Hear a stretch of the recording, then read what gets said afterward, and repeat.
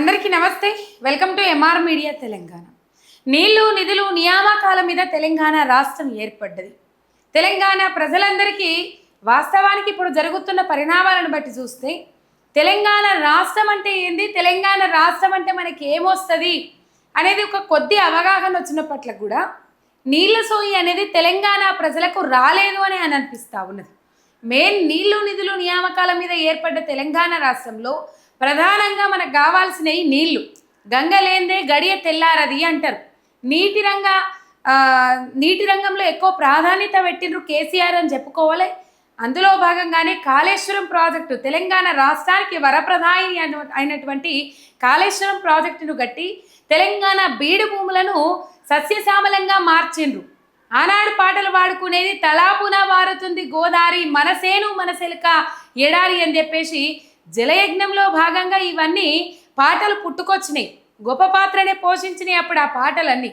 అయితే రాను రాను తెలంగాణ రాష్ట్రానికి నీళ్ళు వచ్చిన తర్వాత ఈ కాంగ్రెస్ పార్టీ అధికారంలోకి వచ్చిన తర్వాత, అధికారంలోకి రాకముందు అధికారంలోకి వచ్చిన తర్వాత రీడిజైనింగ్ చేసిండ్రు. తుమ్మిడిహట్టు దగ్గర ఎందుకు కట్టలేదు, దాని మేడిగడ్డ దగ్గరికి ఎందుకు షిఫ్ట్ చేసిండ్రు, అన్నారా సుందిల్లా ఇట్లాంటి బరాజులు ఎందుకు నిర్మించిండ్రు, 1,00,000 కోట్ల అవినీతి జరిగింది కాళేశ్వరంలో అని చెప్పేసి వాళ్ళు ఎంతసేపు అదే ముచ్చట్లు మాట్లాడుకుంటూ వస్తూ ఉన్నారు. తుమ్మిడిహట్టు దగ్గర కట్టాల్సిన ప్రాజెక్టులను లేకపోతే బరాజులను మేడిగడ్డ దగ్గరికి మార్చిండ్రు, కాళేశ్వరం ప్రాజెక్టు కట్టిండ్రు, కమిషన్ల కోసమే ఇట్లాంటి కార్యక్రమాలు ముంగటేసుకున్నారు అని చెప్పేసి మాట్లాడుతూ ఉన్నారు. ఇప్పటికీ మాట్లాడుతూ ఉన్నారు. వాళ్ళ పండగ వాళ్ళ పబ్బం ఎలా తీసుకుంటా ఉన్నారు. రైట్. అయితే ఈ తుమ్మిడిహట్టు గురించి కానీ ఇప్పుడు చంద్రబాబు నాయుడు బనకచెర్ల ప్రాజెక్టుతోని తెలంగాణ నీటిని ఏ విధంగా ఎత్తుకపోతుండ్రు అనే అంశాల మీద కానీ ఒక అవగాహన, ఒక క్లారిటీ రావాల్సిన అవసరం ఉన్నది. ఎట్లాగో మన ముఖ్యమంత్రి రేవంత్ రెడ్డి గారికి అవగాహన లేదు నీటి రంగంలో అనేది మొన్న అఖిలపక్ష సమావేశం, అటువంటి అఖిలపక్ష సమావేశం ఎక్కడా చూడలే. ఈ అఖిలపక్ష సమావేశంలో బయట పెట్టుకోవడం జరిగింది.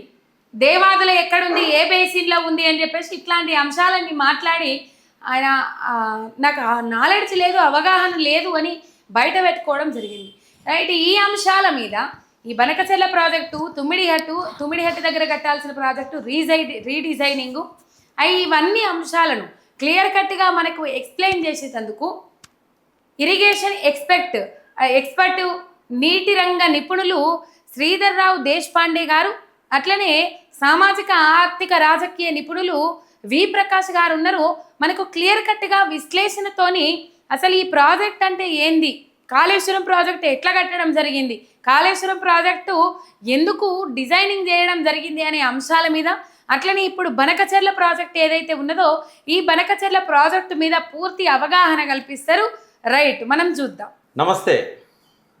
ఈరోజు నేను ఒంటరిగా వీడియో చేయకుండా ఒక గెస్ట్ను ఆహ్వానించాను మన దగ్గరికి. తెలంగాణ ప్రజలకు సుపరిచితుడు, పరిచయం అవసరం లేని వ్యక్తి కాబట్టి కొత్త వాళ్ళ కోసం, ఆంధ్ర ప్రాంతంలో ఉన్న మిత్రుల కోసం వారి పేరు శ్రీధర్ దేశపాండే గారు. తెలంగాణ ఉద్యమంలో 2001 నుంచి కూడా తెలంగాణ ఉద్యోగ సంఘంతో వారి తెలంగాణ ప్రయాణం మొదలైంది. ఆ తర్వాత కాలంలో తెలంగాణ విద్యావంతుల వేదికకు కార్యదర్శిగా పనిచేశారు. కోదండరాం, విఠల్ వీళ్ళందరితో కలిసి తెలంగాణ ఉద్యమంలో తను ఒక ఉద్యోగిగా ఉన్నా కూడా ఇరిగేషన్ డిపార్ట్మెంట్లో ఒక ఉన్నత స్థాయి అధికారిగా ఉండి కూడా వారు తెలంగాణ ఉద్యమంలో పాల్గొన్నారు. తర్వాత 2006లో ఇంజనీర్స్ జేఏసీ ఏర్పడ్డప్పుడు కూడా అందులో చురుకైన పాత్ర నిర్వహించారు. సో శంకులో పోస్తేనే ఏదైనా తీర్థం అవుతుంది. నేను చాలా రోజుల నుంచి నెత్తినోరు కొట్టుకొని మొత్తుకుంటున్నా తుమ్మిడిహట్టు గురించి, కాళేశ్వరం గురించి, బనకచెర్ల గురించి. కానీ ఒక ఇంజనీర్గా, నిష్ణాతునిగా, అదేవిధంగా టెక్నికల్ సబ్జెక్ట్లో నాకంటే ఎక్కువగా విషయాలపై అవగాహన కానీ వివరించడం కానీ, ఫార్చునేట్లీ అతను రచయిత కాబట్టి చాలా బాగా చెప్పగలుగుతాడు. మనకు విద్యాసాగర్ రావు గారి లోటును ఇవాళ భర్తీ చేయగలుగుతున్నారు శ్రీధర్ గారు ఎంతో కొంత. విద్యాసాగర్ రావు గారి నీళ్ళ ముచ్చట పుస్తకాలను కూడా ఆయన వెంటబడి దాన్ని 3 వాల్యూమ్స్గా తీసుకొచ్చింది కూడా శ్రీధర్ గారే. అదేవిధంగా తెలంగాణ హిస్టరీ సొసైటీ ద్వారా కూడా తెలంగాణ చారిత్రక పత్రాలను 2 వాల్యూమ్స్గా వేశారు. 3వ వాల్యూమ్ అర్ధాంతరంగా ఆగిపోయింది. సో అనేక రచనలు కూడా చేశారు. బొంతల ముచ్చట్లు అని చెప్పి వాళ్ళ ఊరికి సంబంధించిన అనేక కథలు చెప్పారు. అదేవిధంగా అమెరికా ప్రయాణానికి సంబంధించి ఇతర దేశాల ప్రయాణాలకు సంబంధించిన నవలలు కూడా వారు రాయడం జరిగింది. సో మరెన్నో మంచి రచనలు వారి నుంచి వస్తాయని ఆశిద్దాం. ఈరోజు మనం కాళేశ్వరం సంబంధించి తుమ్మిడిహట్టికి సంబంధించిన అంశాల మీద ఫోకస్ చేద్దాం. శ్రీధర్ గారు డిపార్ట్మెంట్లో వారు డిఈగా ఉన్నప్పుడు, తర్వాత ఈఈగా ఉన్నప్పుడు, ఎస్సీగా ఉన్నప్పుడు కూడా వారు ఏం చేశారంటే ఇరిగేషన్ మినిస్టర్ గారికి, అప్పుడు హరీష్ రావు గారు ఉండే తెలంగాణ రాష్ట్రం ఏర్పడిన తర్వాత వారికి ఓఎస్డీగా పనిచేశారు. అదేవిధంగా ఆయన పదవి కాలం పూర్తయిన తర్వాత 2018లో ఎన్నికలు జరిగిన తర్వాత కేసీఆర్ గారే ముఖ్యమంత్రిగా నీటిపారుదల శాఖ మంత్రిగా బాధ్యతలు తీసుకున్నప్పుడు వారికి కూడా అసిస్ట్ చేయడానికి ఓఎస్డీగా కేసీఆర్ గారితో పనిచేశారు. అంటే ఈ 10 ఏళ్ల కాలంలో కూడా వారు అత్యంత చురుకైన పాత్ర వహించడమే కాకుండా నీటిపారుదల శాఖ మంత్రులుగా ఉన్న హరీష్ రావు గారికి, అదేవిధంగా కేసీఆర్ గారికి కూడా వారి సహకారాన్ని అందించారు. కృష్ణా రివర్ మేనేజ్మెంట్ బోర్డు దగ్గర కూడా వాస్తవంగా అక్కడ సీఈలకే అవకాశం ఉంటుంది, కానీ శ్రీధర్ గారికి ఈ సంపూర్ణంగా కృష్ణా గోదావరి బేసిన్ల మీద ఉన్న అవగాహనను దృష్టిలో పెట్టుకొని ఆనాటి ప్రధాన కార్యదర్శి, అదేవిధంగా ముఖ్యమంత్రి గారి సూచనలతోని వారే మన తెలంగాణ తరఫున కూడా కేఆర్ఎంబి దగ్గర రిప్రజెంట్ చేయడం జరిగింది. సో వారి నుంచి విషయాలు మనం విన్నట్టయితే వాటికి ఒక శాంక్టిటీ ఉంటుంది. నేనేదో రాజకీయం చేస్తున్నాను, చాలామంది నా మీద ఆరోపణలు చేస్తున్నారు. మనం శ్రీధర్ గారి నుంచే విందాం.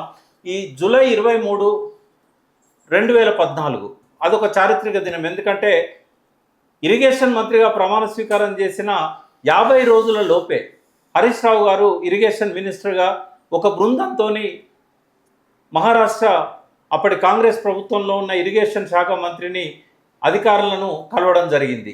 వారు కలిసింది తుమ్మిడిహట్టిని 152 మీటర్ల ఎత్తులో అనుమతి తీసుకోవడానికి కలిశారు. అంతకుముందు దాదాపు 7-8 సంవత్సరాల క్రితమే తుమ్మిడిహట్టి ప్రతిపాదన రాజశేఖర రెడ్డి ప్రభుత్వం ప్రాణహిత చెవెళ్ల రూపంలో జలయజ్ఞం ప్రాజెక్టులో చేపట్టింది.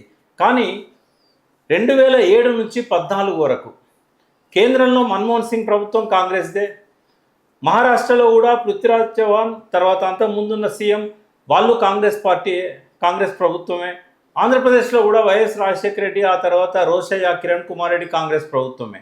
అంటే 10 సంవత్సరాల పాటు ఈ 3 ప్రాంతాలలో, అంటే కేంద్రంలో 2 రాష్ట్రాల్లో కూడా కాంగ్రెస్ ప్రభుత్వం ఉన్నా కూడా వారెన్నడూ కూడా కిరణ్ కుమార్ రెడ్డి, రోషయ్య, వైఎస్ రాజశేఖర రెడ్డి ఎన్నడూ కూడా వారు కానీ వారి మంత్రిత్వ శాఖలో, అంటే నీటిపారుదల శాఖ మంత్రిగా ఉన్న పొన్నా లక్ష్మయ్య గారు కానీ, సుదర్శన్ రెడ్డి కానీ, అదేవిధంగా ఈఎన్సీలు కానీ ఏనాడు కూడా మహారాష్ట్ర ప్రభుత్వంతో మాట్లాడడానికి పోలేదు.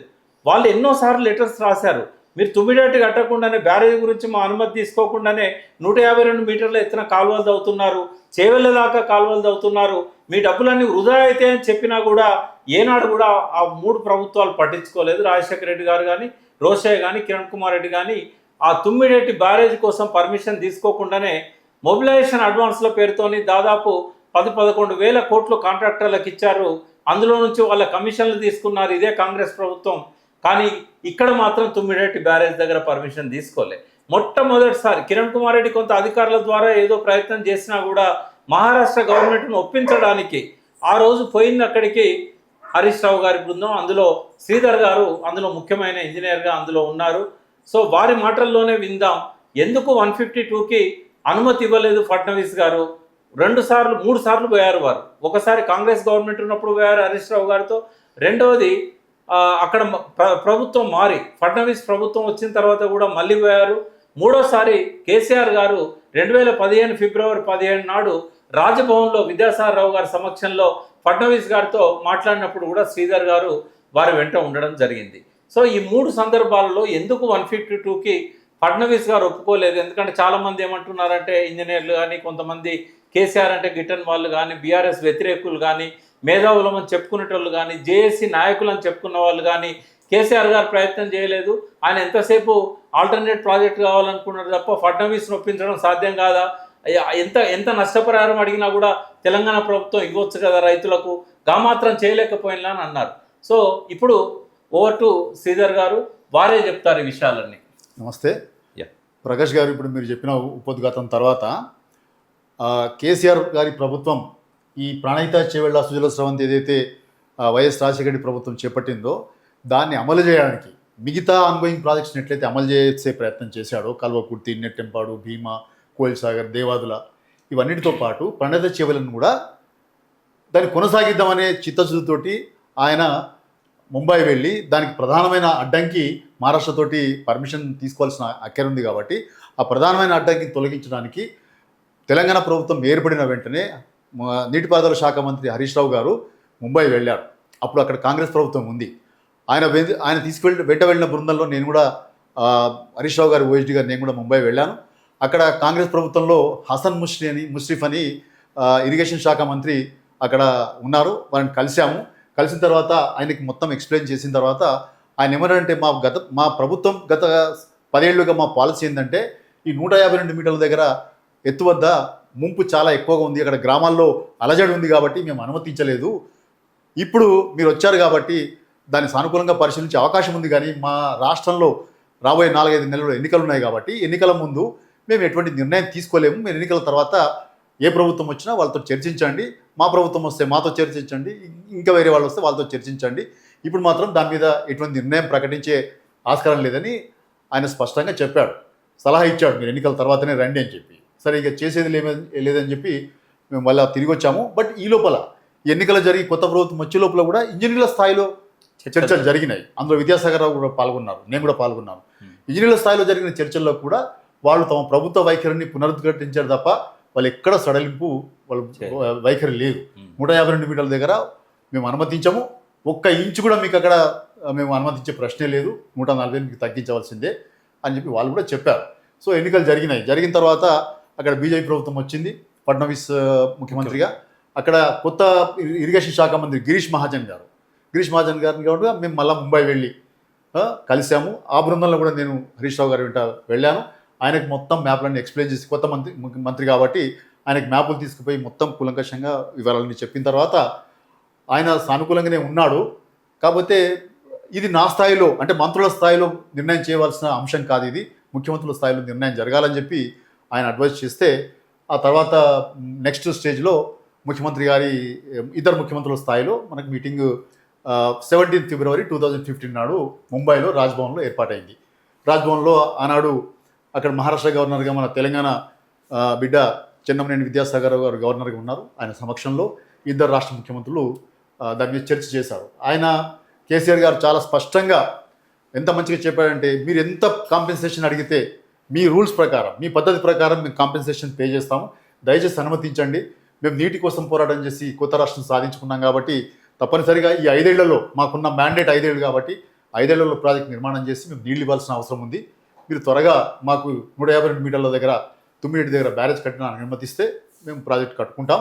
అందులో మీకు కూడా ప్రయోజనం ఏమన్నా ఉంటే గోదావరి అవార్డు ప్రకారం మీరు కూడా నీటిని వినియోగించుకోండి, ఇచ్చిపుచ్చుకునే ధోరణితో మనం పోదాం, ఘర్షణ అవసరం లేదని చెప్పి ఆయన స్పష్టంగా చెప్పినప్పుడు ఫడ్నవీస్ గారు, ఈ ప్రాజెక్ట్ గురించి నేను పోరాటం చేసిన వాడిని, రైతుల పక్షాన నిలబడి మా బ్యారేజ్లో 3500 ఎకరాల భూమి ఫర్టైల్ ల్యాండ్ మునిగిపోతుంది కాబట్టి దాని మీద ధర్నాలు చేసినాము, తగ్గించమని అడిగాము. అటువంటి పోరాటం చేసిన వాడిని ఇవాళ 152 మీటర్లకి అనుమతించే అవకాశమే లేదు. మీరు 148 మీటర్లకు తగ్గించండి, 4 మీటర్లు తగ్గించి మీరు బ్యారేజ్ కట్టుకుంటే అభ్యంతరం లేదు. గోదావరి అవార్డు ప్రకారం మీకు ఎంత హక్కు ఉందో అంత నీళ్ళని మీరు తీసుకుపోండి అని చాలా స్పష్టంగా అని చెప్పిన తర్వాత, ఇది ఎప్పుడు ఫిబ్రవరి 17, 2015 ఇది జరిగిన తర్వాత కేసీఆర్ గారు ఆలోచనలు పడ్డారు. వీళ్ళతో సంప్రదింపులు ఇంకా కాలయాపనకు సంబంధించిన అంశం అయితే తప్ప పురోగతి సాధించే అవకాశం లేదు.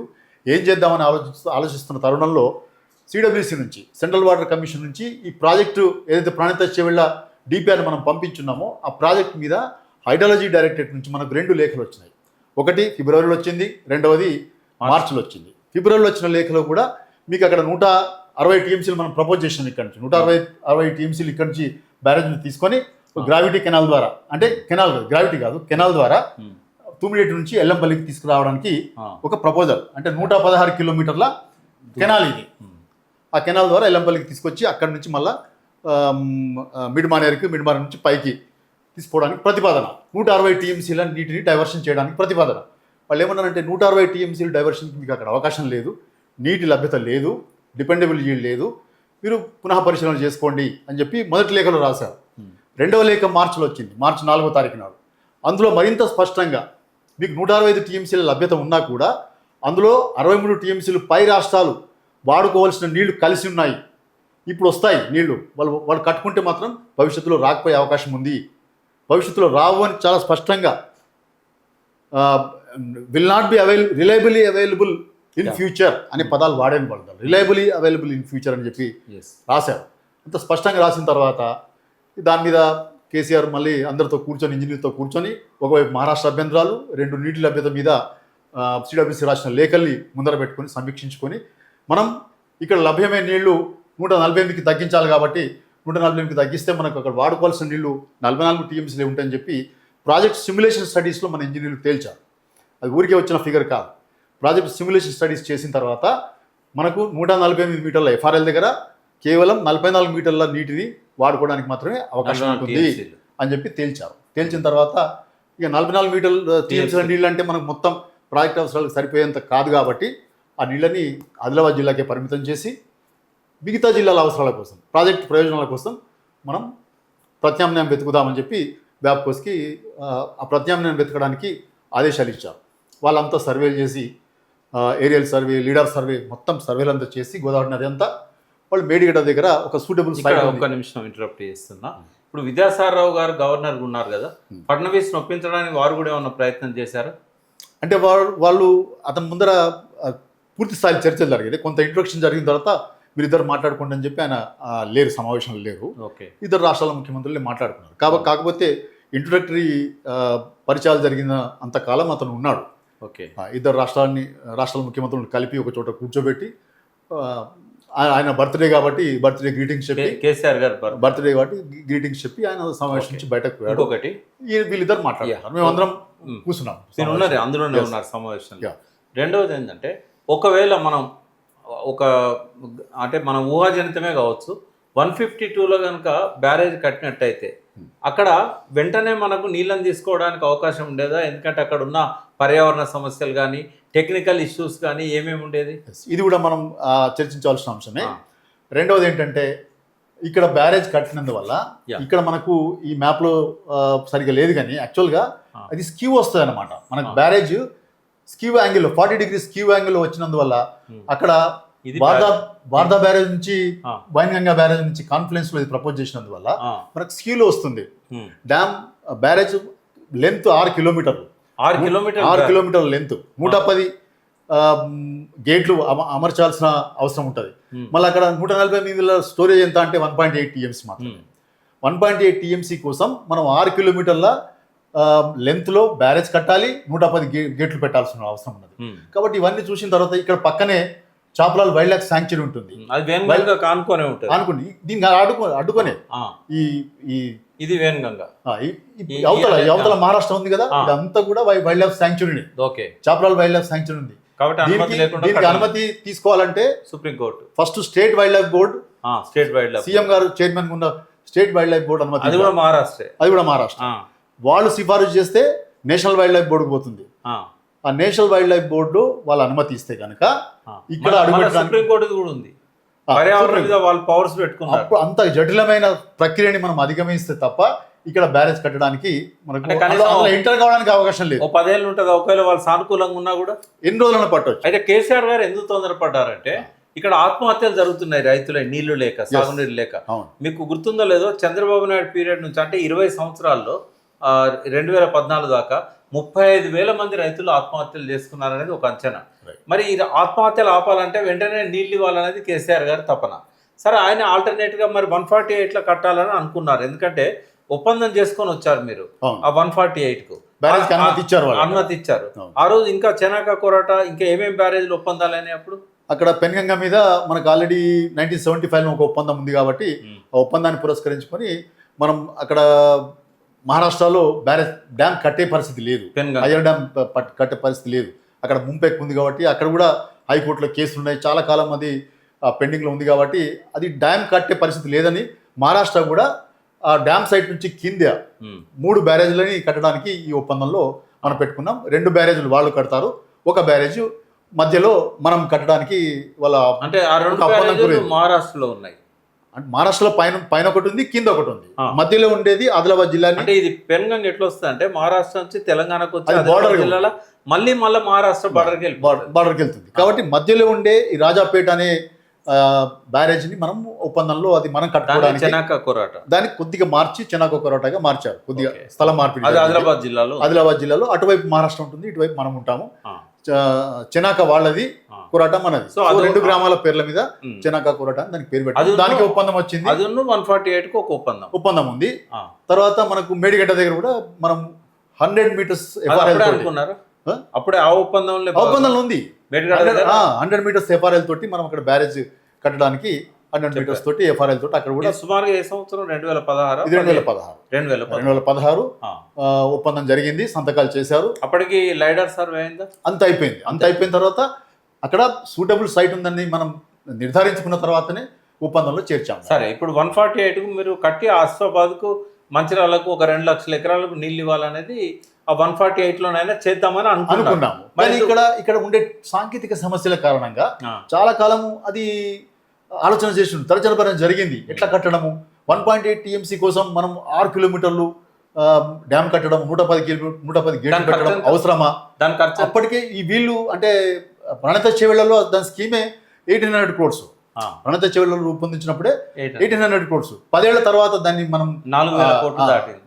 లెక్క కడితే 3000 కోట్ల వరకు అది ఎగబాకే అవకాశం ఉంది. Yes. సో ఇంత చిన్న స్టోరేజ్ కోసం మనం అంత ఖర్చు పెట్టడం అవసరమా? దీనికి ప్రత్యామ్నాయం ఏమైనా ఉందా అని చెప్పి చూస్తే ఈ వార్దా బ్యారేజ్ మీద ఒక 2 కిలోమీటర్ల పైన ఇదేమో కాన్ఫ్లుయెన్స్, వైన్గంగా వార్దా కాన్ఫ్లుయెన్స్ లో ఇది ప్రపోజ్ చేశారు. అవును. సో వార్దాకి వెళ్తే మాత్రం ఇది వార్దా, ఇది వార్దా రివర్. ఈ వార్దా మీద 2 కిలోమీటర్లు ఎగువన కనుక వీర్దండి గ్రామం దగ్గర మనం కట్టుకుంటే కౌటాల మండలం అక్కడ కడితే గనక లెంత్ తగ్గుతుంది, గేట్ల సంఖ్య తగ్గుతుంది. మహారాష్ట్ర సబ్మర్జెన్స్, మహారాష్ట్రలో సబ్మర్జెన్స్ లేదు, with in the barrage, with in the banks లో ఉంటుంది, కొద్దిపాటి ఉంటుంది కావచ్చు. హైట్ ఎంత ఉన్నది?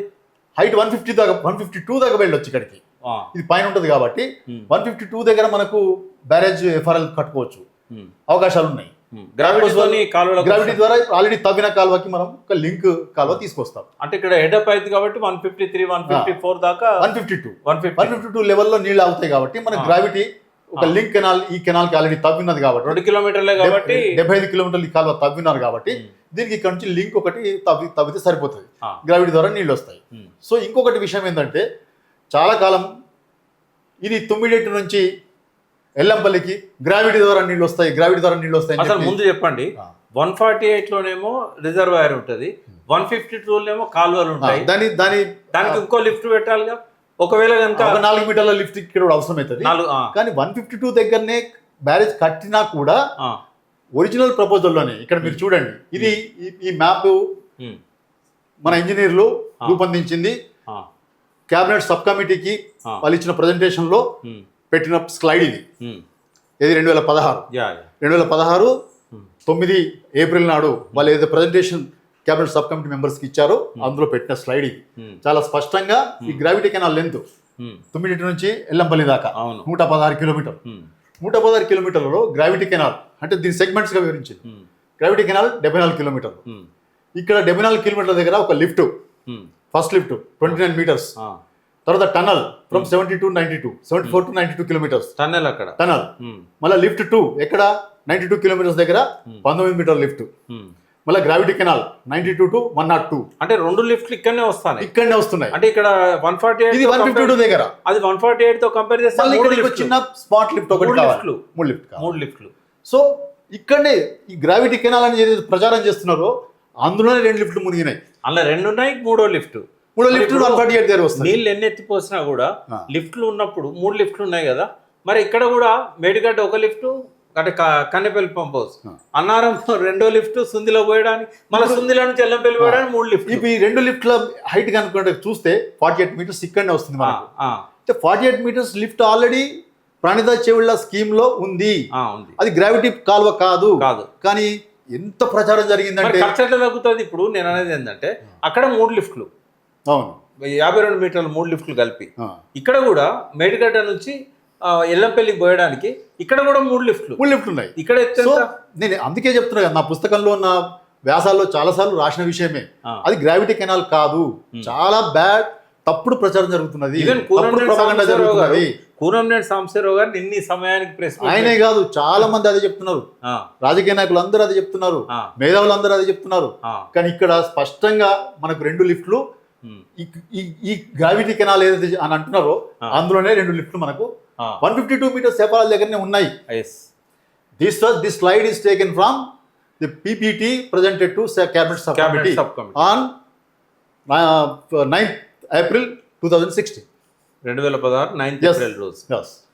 సరే, ఇక్కడ గ్రావిటీ కెనాల్ అనే ప్రచారం పూర్తి శుద్ధ అబద్ధం. ఇంకొకటి చెప్పండి, ఇప్పుడు కరెంట్ ఖర్చు ఇక్కడ నుంచి ఎన్ని టీఎంసీలు ఎత్తే ఎంత అవుతుందో మేడిగడ్డ నుంచి కూడా ఎన్ని టీఎంసీలు అంతే అవుతుంది. తేడా ఏం లేదు, 2 కూడా మల్టీ స్టేజ్ లిఫ్ట్ ఇరిగేషన్ స్కీమ్సే. అంటే తేడా ఏం రాదు కదా, తేడా ఏం లేదు. కొద్దిపాటి ఇక్కడ మనకు లిఫ్ట్ 1.8 టీఎంసీ పర్ డే ఉంది కాబట్టి అక్కడ 2 టీఎంసీ పర్ డే చేసినాం. ఇప్పుడు 3 టీఎంసీ పర్ డే ఎన్నైనా చేయనియండి. ఒక టీఎంసీ నీళ్ళకి ఇక్కడ ఎంత కరెంట్ ఖర్చు అయితే అక్కడ అంతే కదా, అంతే అవుతుంది. మేడిగడ్డ వల్ల అదనపు ఖర్చు ఏం రాలేదు, ఏం లేదు. అక్కడ 3 అదనపు లిఫ్ట్లు ఉన్నాయి, ఇక్కడ దీంట్లో కూడా లిఫ్ట్లు ఉన్నాయి. కాబట్టి ఒక్క నిమిషం, సిపిఐ కార్యకర్తలారా జాగ్రత్తగా వినండి. కూనంనేని సాంబశివరావు గారు ఏమంటున్నారంటే, మీ పార్టీ కార్యదర్శి, డైరెక్ట్గా మేడిగడ్డ నుంచి లిఫ్ట్ చేయడం వల్ల 3 లిఫ్ట్లు అనవసరంగా భారం పడుతుంది, విద్యుత్ భారం ఎక్కువ పడుతుంది, ఎల్లంపల్లికి తుమ్మిడేటి నుంచి అయితే గ్రావిటీతో వస్తాయని అంటున్నారు. ఇప్పుడు నేను చెప్తే రాజకీయం అంటారు. శ్రీధర్ గారు చెప్పారు కదా, ఇప్పుడు దీన్ని మీరు ప్రశ్నించండి. ఈ మ్యాప్ను మంచిగా చూపెట్టారు, ఈ మ్యాప్ జర మంచిగా చూపెట్టి సిపిఐ కార్యకర్తలకు అర్థం కావాలి, కూనంనేని గారు కూడా జ్ఞానోదయం కావాలి ఈ మ్యాప్ చూసిన తర్వాత. 29 meters lift at 74 kilometers. 19 meters lift at kilometer 19. 148 4 meters. Yes. ఇక్కడ ఈ టాపిక్ని ఇక్కడ ఆపుదాము. మరొక అంశంతో మళ్ళీ శ్రీధర్ గారితో మనము ముందుకు సాగుదాం.